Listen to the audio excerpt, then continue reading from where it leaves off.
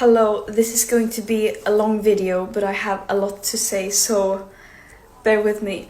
And we are now many who are safe and released from imprisonment and absurd mistreatment, but many of our comrades from Global Summit Flotilla are not, and they need to be released now. But most importantly, we are not the story. Thousands of Palestinians are currently being held in Israeli dungeons without a trial, hundreds of which are children. Millions are living trapped under an illegal siege in an apartheid state and occupation, who are being systematically starved and bombed to pieces. Basic societal infrastructure is being targeted and destroyed, and Palestinians are being systematically deprived of their very basic rights and means to survive, such as producing their own food, controlling their own territorial waters, and children being able to go to school. And the whole world knows that this did not start on October the 7th, 2023. And these Israeli war crimes have happened with impunity and with help and legitimizations from our governments, institutions, and media. And this is the story here that people should be focusing on.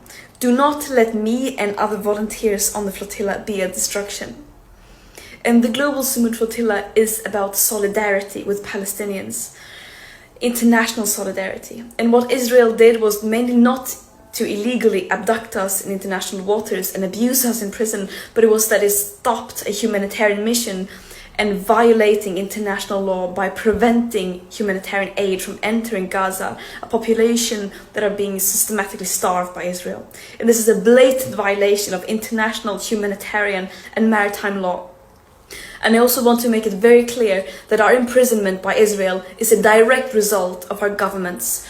They keep talking about the importance of upholding human rights and international law and to get aid into Gaza. And then when we do their job, trying to do just that while being completely peaceful and abiding by international law, they fail to ensure our safety.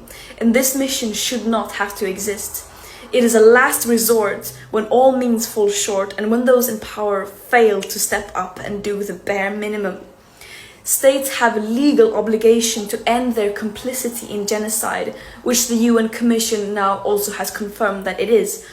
And this current lack of willingness to do so is a crime against humanity. Israel does not have immunity from international law, even though it might seem like it from their genocidal propaganda. No human being is worth more than any other, and that also applies to Israelis. It's absurd that this even has to be said. And just to have it said once again, of course we are not running errands for Hamas, nor are we terrorists. Israel thinks they can get away with only recycling their old arguments and smear campaigns to justify their atrocities without addressing the evidence of them committing a genocide. But the world sees through their desperate lies. Terrorism is defined as the calculated act of using violence to incite fear in a population for political control. Is that really what this peaceful humanitarian mission carrying food, medicine, baby formula in line with international law was doing? One can really ask who the real terrorist is here.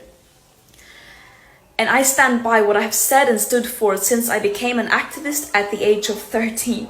I will continue to fight for a free world, a world free of all forms of oppression and racism, where we put human and planetary well-being over short-term economic profit and geopolitical control for a few. And that might sound naive, but I would any day choose being seen as naive over having double standards and not doing anything in the face of injustice. And I urge everyone to join the global uprising for justice, freedom and equality, and to apply real pressure on our governments and institutions to fulfill their legal obligations to ensure human rights for everyone. We have truth, morale, international law, justice, love, history, and solidarity of the world, as well as basic fucking common sense on our side. The war criminals have hate, lies, and weapons. Justice will prevail. Free Palestine.